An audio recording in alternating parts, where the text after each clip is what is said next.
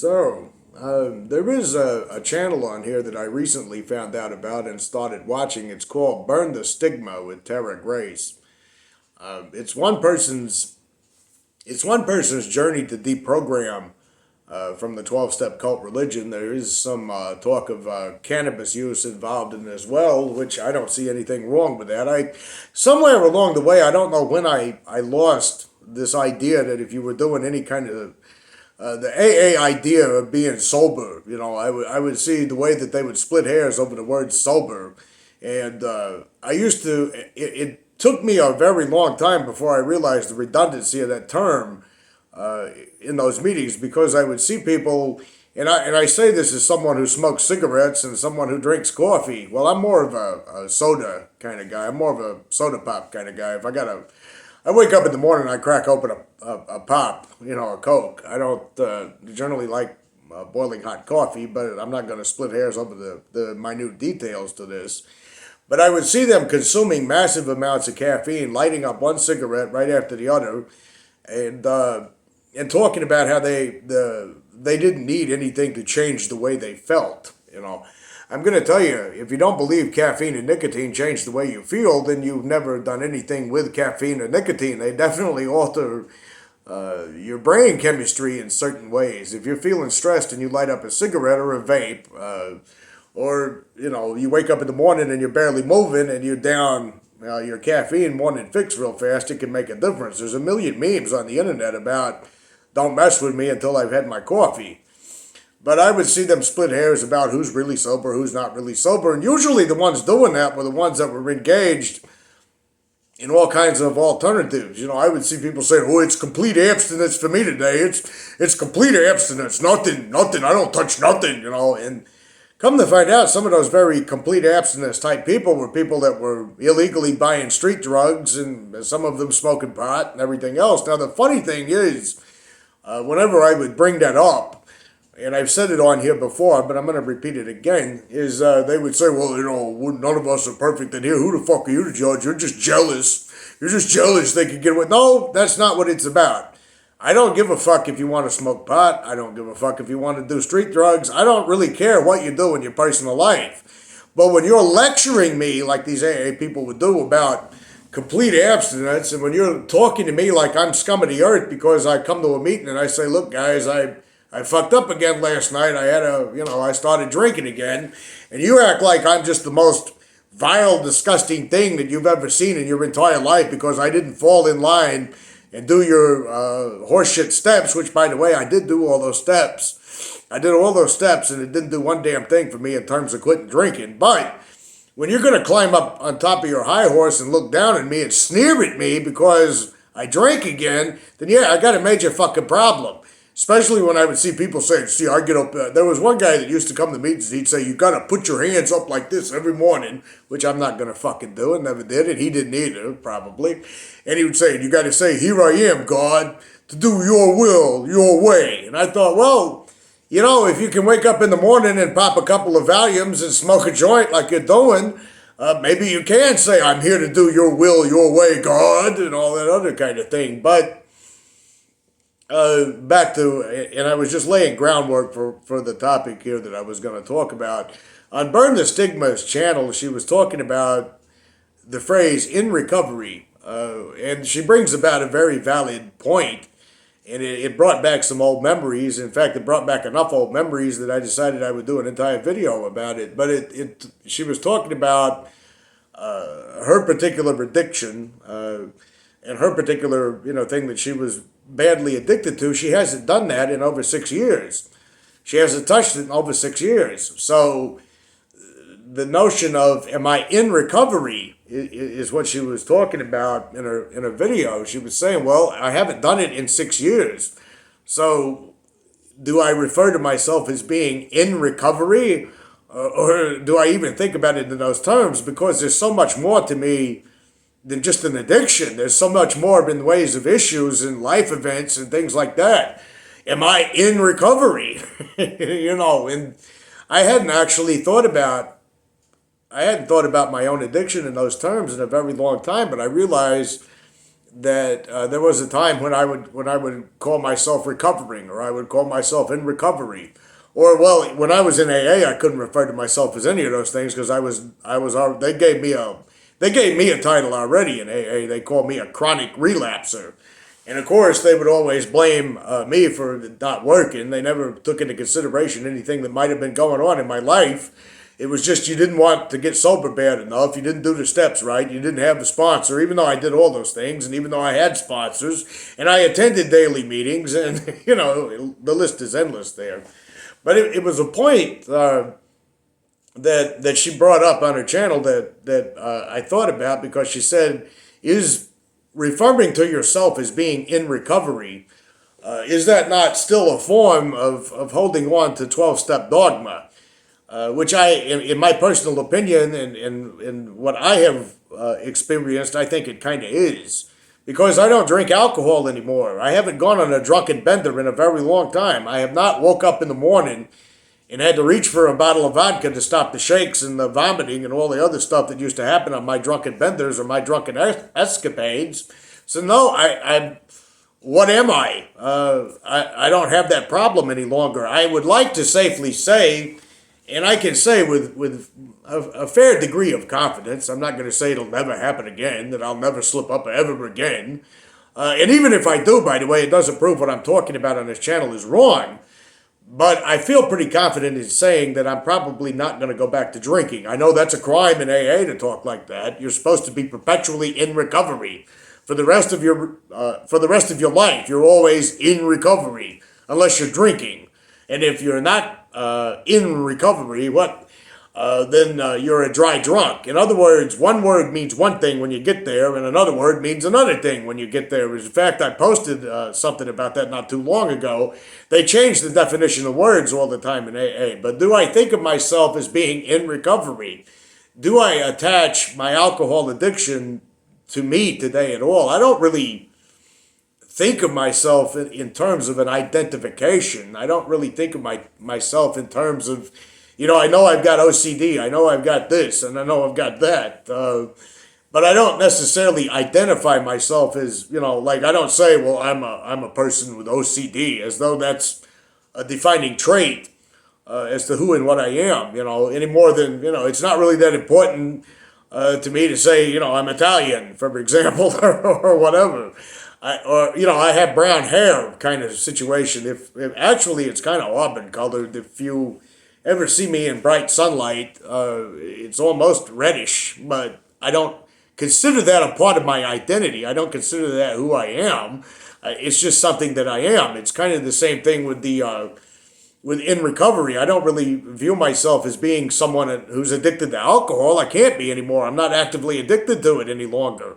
I'm not someone who's going to liquor stores every day. I'm not someone who's waking up in the morning, pouring back, drowning, almost toxic levels of alcohol just to get sane or to get normal. If you've ever been as hopelessly dependent as I was on booze, I literally had to get intoxicated just to feel like a normal functioning person.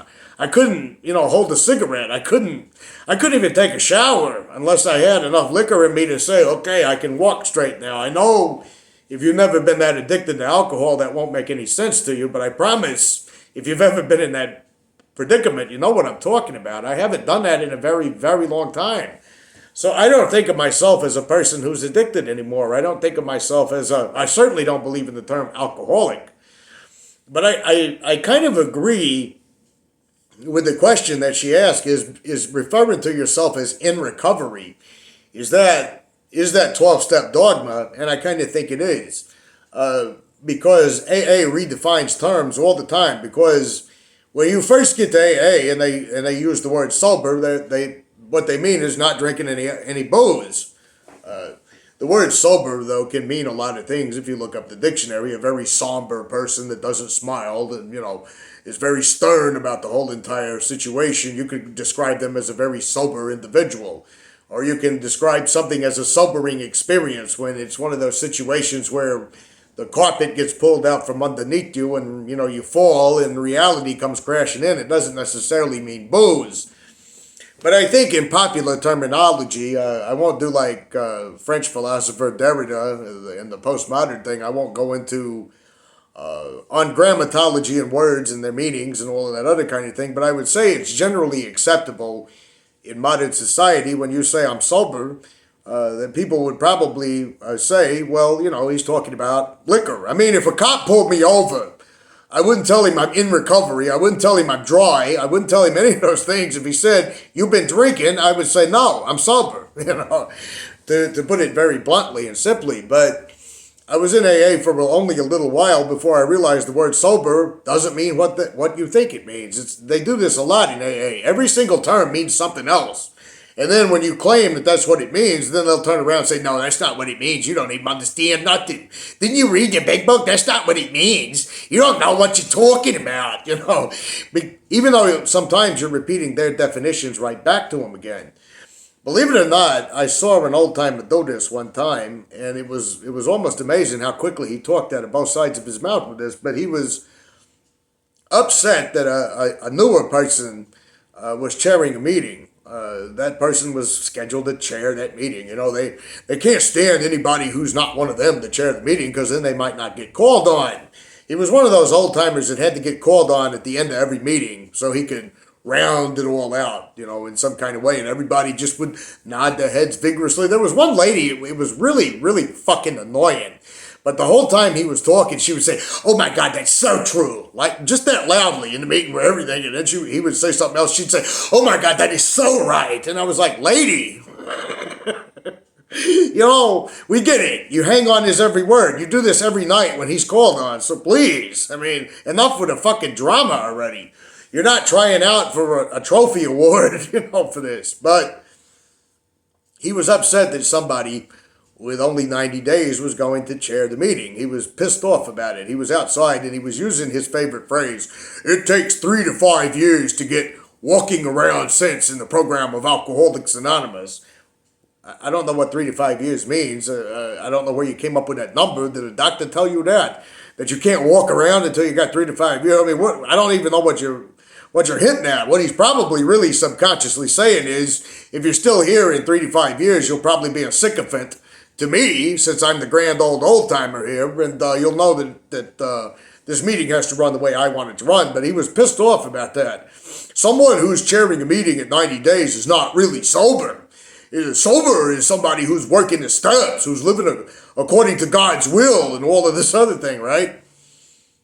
No less than 5 minutes later, somebody pointed out that one of those other gurus wasn't really sober, that he was a weed smoker. And he's like, I fired my sponsor. How the fuck can he lecture me about liquor and my liquor drinking when he smokes weed all the time? And of course, all the old timers attacked this new guy for daring to speak up and say this. Same old timer now, the same fucking old timer who was talking about the chairperson, who overheard this conversation with a new guy that was standing there. The same fucking guy said, well, you obviously don't know what sober means. Sober means absent from alcohol. It doesn't mean a damn thing about smoking marijuana. You just got through saying that it takes 3 to 5 years. These fucking people are masters at redefining words. They're masters at manipulation with semantics. If you could get a degree in college for being able to redefine every word, for being able to say a computer's not what you think it means, a computer really means something else, they would graduate, at the top of their fucking class with that. And the point about the in recovery thing is, when I first got to AA, sober meant being without alcohol. Then you find out that sober does not mean being without alcohol. Sober means working the steps. But you can be working the steps with a sponsor and they'll tell you you're still not sober because you just haven't got it yet. There's always that it that you're supposed to get that never, there is no such thing, of course, but it's this ever elusive way to keep you feeling like an outsider. I've noticed with the in recovery type of thing, there was one old timer that used to say, you see, there's a circle with a triangle in it. Yeah, I see it's a circle and a fucking triangle. I mean, I went to kindergarten, I can identify a triangle and a circle, and you are either in the circle or you are outside of the circle. Well, are you saying I'm a fucking triangle? I mean, but that was his favorite thing to say every time he was called on. You see, there is nothing outside of the circle. outside the circle is over there. I'm like, so the triangle's not over there. I mean, but he would say it's over there. You're either in the circle or you are out there. And he said, and there was a sponsee that came in here one time and he said he had been back out. And I said, been back out? You've never been in.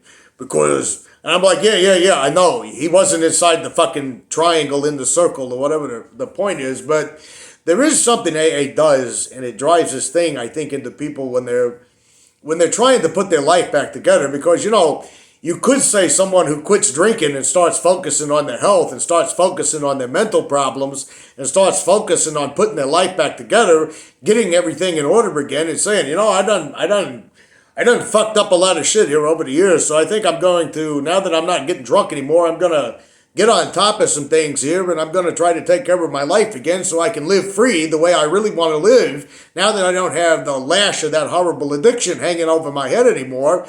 And I would consider that person recovered, not in recovery, as the old timers would call it. But according to them, you're either in the little inner circle that you're always struggling to become a part of, because no matter how much you try to be a part of that, no matter how many proper buzzwords you use, no matter what you do, you're never quite in the little in circle.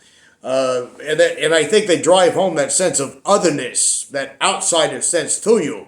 They try to judge levels of your recovery level. Look, if you stopped drinking a week ago, and you're saying, it really sucks right now to not drink, because when I first quit drinking, it sucked. There was nothing easy about it. And I'm talking about quit drinking without the meetings. You quit drinking, so you're not actually in something. You're out of something, actually. You're out of your addiction. You're outside of what you were normally doing. You're trying to break a cycle that you've been caught in.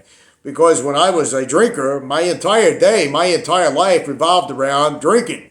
Even when I wasn't a morning drinker, it was still, the entire workday was a struggle, because the entire workday was about, I can't wait to get the fuck out of this place, this factory, this warehouse, this construction site, this cab that I drove. I've done a lot of things in my life, but I can't wait to get out of here so I can start boozing the way I want to booze. So when I'm not doing that any longer, it would imply that I broke the cycle of being trapped in my addiction. So I'm not really in anything anymore. I'm free. I'm out, is what I would look at it as. But I remember so many people in AA would talk about, there's being around the program and there's being in the program was another thing a lot of people would say. When I saw her video, you can subscribe to her channel. In fact, I recommend you do. I think she's got some pretty cool information so far, but it's mainly her transition and deprogramming, because she said she used to be a big book thumper. She used to be an AA member, and she's sort of figuring out the deprogramming process to, get from underneath the cult thinking type thing. But I had forgotten about that. I had forgotten how many people would use that phrase, you're not really in recovery, you're around recovery, Or there was one guy that used to say all the time, I relapsed after 10 years, and I couldn't figure out why I relapsed after 10 years. Well, I got a little secret. You relapsed after 10 years because life kind of sucked being in the meetings all the time, and you decided to stop at a liquor store and try it again. There's really no mystery about it, but he would turn it into this grandiose mystery when he would talk, and he would tell the same story every single meeting. I relapsed after 10 years. I drank liquor after 10 years. And, he was one of those people that, I'm so deep here.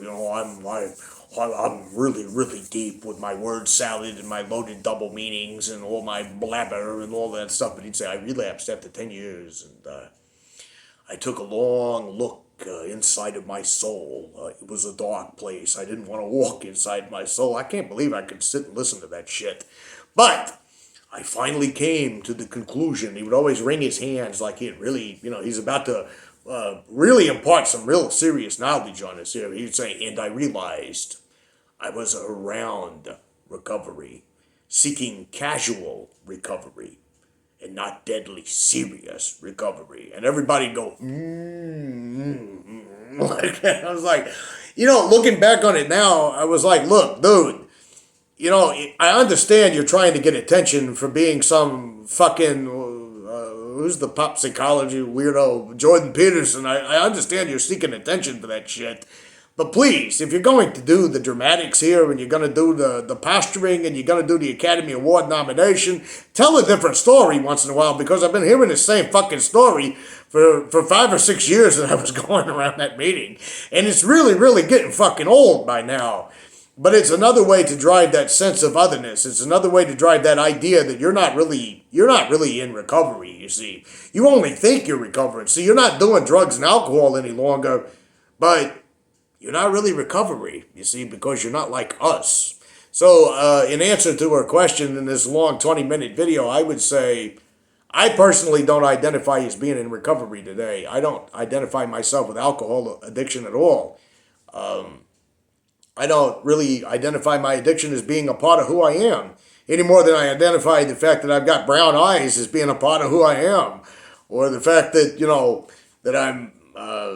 that I, like I said, or that I like to watch old black and white films that are artistic style independent garbage that most people would say, oh, that's just boring bullshit. Yeah, but I get a kick out of them. I don't know why, because there's little gems of I don't know why I get a kick out of it, but it's not my identity and who I am.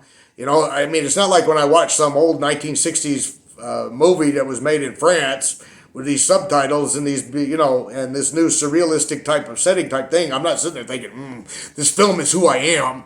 This is who I am. This is a part of who I am. A man who likes a lot of different movies. I don't think of myself in terms of identity today any more than I think of myself as a person in recovery. When I'm watching a film, it's because, you know what, this looks kind of interesting. I think I'll watch it. You know what? I don't feel like drinking today because I don't like drinking. I don't like hangovers. I don't like sickness. I don't like throbbing, pulsating headaches. I don't like that crap any longer, so I don't do it any longer. I'm going to ask everybody to chime in on the comments here. What do you identify yourself as? Do you identify yourself as being in recovery, or do you just say, I don't drink anymore, or do you say I'm recovering from my addiction, I'm recovering from AA? I think that would be a good identifying thing for a lot of people who are deprogramming or whatnot. But let me know what you think. How do you feel these terms work for you? In terms of, if you're saying, how do you think of your addiction today? Do you think of it as something that you no longer are? Or do you think of it as something that was a part of you? How do you view it? What do you feel the phrase "in recovery" means? Do you think it means cult dogma, or do you think it just means it can mean whatever you want it to mean? Maybe let's just redefine the whole entire thing altogether. And I was going to read one comment that really struck home to me before we go. I always have to read a subscriber comment, but this could be another video right here. But it says, the most relevant thing I picked up from watching your videos is you're not from my area and probably haven't met anyone I hung out with in the 12-step, and yet the experience is the same all the way down to the cliches. The fact that I have an almost identical experience with the observation of corruption without going to the same meetings gives me the validation that it wasn't just me or even the certain people in my area, but something to do somehow with the organization and practices. The 12 steps in the ritual seems to transform its members into automatons. After sitting in those rooms for so long, people lose any original thoughts, and all the stories sound the same. I feel like I eventually manipulated my own experience to fit in the box. The fucked up thing is I believed I belonged there, and I had some spiritual mission that would play out, and I started to connect the dots that weren't there to keep the belief system intact. This is a whole nother video, to be honest. I really think if I would have stayed in that shitty environment for much longer, I would have probably died with a broken heart. That organization caused me so much unnecessary anxiety, all that slave labor and wasted time forming groups, holding positions in them, driving people around while not being able to focus on forming my own life. The verbal abuse, the gaslighting, the embarrassing myself in front of a bunch of vultures, having an intervention done on me, forcing me to do a fist step with another person. The fist step I did where I pretty much told an unqualified person stuff that probably shouldn't have been shared with anyone, because really it was not anyone's business, and it wasn't relieving for me at all. It just made me paranoid that this guy was now armed with all my embarrassing secrets. Yet, never do a fist step if you're new at this. But the literature pushes all this confession. Everything I research on cults plays out in AA. It's really a petri dish for all sorts of predatory behavior. I get the willies when I'm in a conversation with current members and they recite the lingo in conversation. I like how you had to drop certain words from my vocabulary because they're totally ruined. And that's the truth. I mean, I couldn't sum it up any better than that. It is weird, though, how many people I've encountered from all over that have the same exact cliches and the same experiences.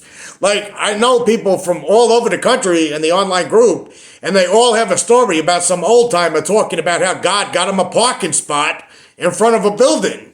Where does that shit come from? I mean, it's really creepy and unsettling, to be honest.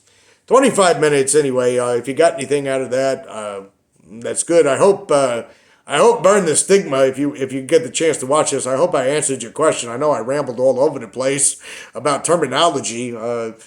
But yeah, I wouldn't call myself in recovery. You're not in recovery any longer. You're free from your addiction. But until next time.